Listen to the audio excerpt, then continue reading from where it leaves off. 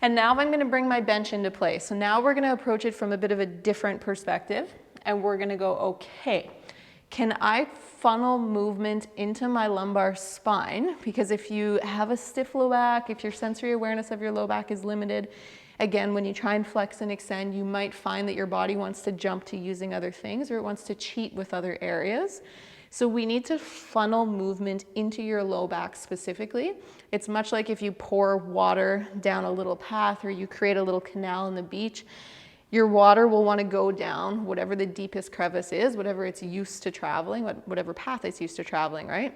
If it's not used to using your low back, you might have to kind of carve out another canal and almost block the original one to shuffle, or to basically convince the water to go in the direction you want it to go.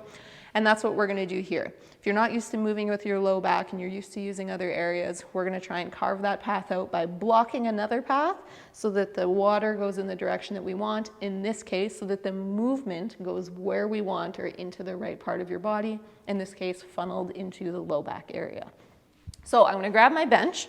Now, like I said before, it doesn't need to be a bench. An ottoman, a small piece of furniture, a stool, a very small chair if you have one, stacked up yoga blocks, whatever you have accessible to you, find something that you can place yourself on. Because what I'm going to do is I'm going to go into an all fours position here, and I'm going to find my bottom ribs in the front of my abdomen, and I'm going to line those bottom ribs up with the edge of the bench. So for example, here's my bottom ribs. I'm going to take those bottom ribs and I'm going to line it up on the edge of the bench. It doesn't need to be perfect, okay? Move that a little closer to us here. Now, what we're going to do here is we're going to take you through lumbar segmentation. So I'm going to try and move my low back one piece at a time, and in doing so, I want to experience as little of a change in pressure on my ribs, or of my ribs on the bench, as I can. If I start to cheat and use my thoracic spine, those ribs are going to either come off of the bench or they're going to drive into the bench. So if I keep what feels like relatively neutral spine, again, it doesn't need to be perfect, I'm just going to take note of how my ribs feel on the bench when I do so. And I'm going to try and keep that as constant or as consistent as I can. And then with my low back, I'm going to start to try and take my low back through flexion and extension. So let's start in extension of our low back. So low back is kind of dipped down, tailbone is up in the air. And then I'm going to start to tuck my tailbone underneath me. And I'm going to start to round my low back, making my way through my lumbar spine into flexion. Keep in mind that when you have the bench underneath you like this, the amount or the degree of range of motion that you're going to be able to access here is going to feel like significantly less, and it's going to look like significantly less than when you don't have the bench. That's 100% okay. We will take less movement funneled into the right spot over more movement asking a bunch of other areas to contribute. So you're going to take yourself into lumbar flexion, and then what you're going to do is you're going to do the opposite, and you're going to start to make your way into lumbar extension, initiating with the tailbone and just slowly making your way up your low back until you get to the point where it's like, I can't go any higher without my ribs really wanting to drive into that bench. You'll stop there, and then you're going to throw it in reverse. You're going to drop that tailbone down underneath you. Really take your time with it. Don't rush the movement. And find lumbar flexion. Again, go as far as you can until you notice your ribs start to want to lift off the bench, and then cut it there.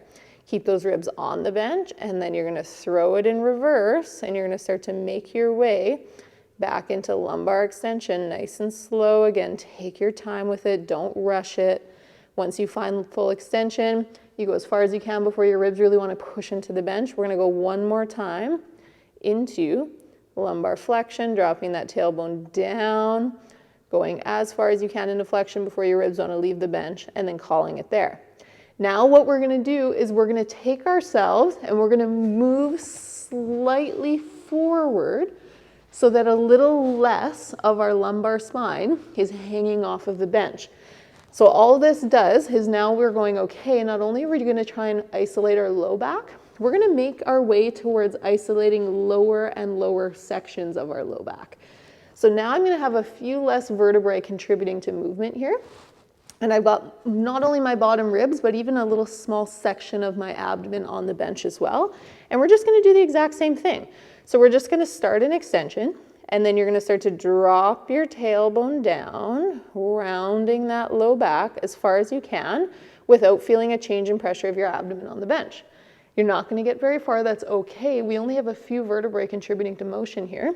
Then we're going to start to drift the other way, and we're going to go, okay, how much can I extend my lumbar spine before my abdomen starts to drive into that bench? And you're just going to, again, just make your way back and forth, going, okay, just using this lower section of my lumbar spine, how much movement can I get through?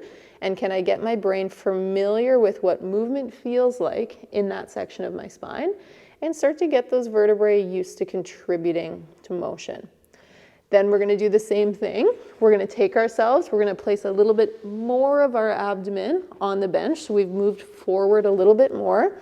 Now we have an even smaller section of our low back hanging off the bench, meaning even less vertebrae are free to contribute to motion. So again, don't worry when your range of motion feels so small. We will take that so small range of motion funneled into the right spot, and we're just teaching your brain how to use different sections of your lumbar spine, making our way towards your pelvis. So now we're going to do that exact same thing again. Take note of how your abdomen feels on the bench, and let's see how far we can go through motion in terms of our lower spine before we experience a change in that. So we'll start in extension, and then you're going to start to dip your tailbone down, going into flexion. How far can you get before you start to feel a change in pressure on the bench? And then you're going to throw it into reverse and see how far you can go into extension using just that section of your spine as best you can. Again, trying not to allow the part of you that is on the bench to change as best you can, knowing that you're not going to be perfect at this when you first start, and that's okay. Just do your best to isolate that area as best you can. Now we're going to go one more time. I'm going to place a whole, basically your entire abdomen almost up until the top of that sharp bone in the front of your pelvis on the bench. And then we're going to try that exact same thing here. So there's very little of you off the bench right now, mostly just your pelvis, maybe your bottom vertebrae or two. And then we're going to do that same thing. We're going to go into flexion or tucking the tailbone, and then you're going to go into extension, going the other way, trying to minimize, again, the change in pressure of your abdomen on the bench as best you can, knowing that, again, it's not going to be perfect. Just slowly making your way through flexion, so tailbone tucking, and then slowly making your way through extension, which would be tailbone lifting. So that's a way that you can start to block yourself from using other sections of your spine, funnel movement into your low back as best you can, and start to use the bench to change where you're trying to direct that movement, whether it's just your entire lower spine or lower and lower sections of your lower spine getting closer and closer to your pelvis, which again is relevant because this is a pelvis class. So I know a lot of you are kind of locked up in that pelvis area.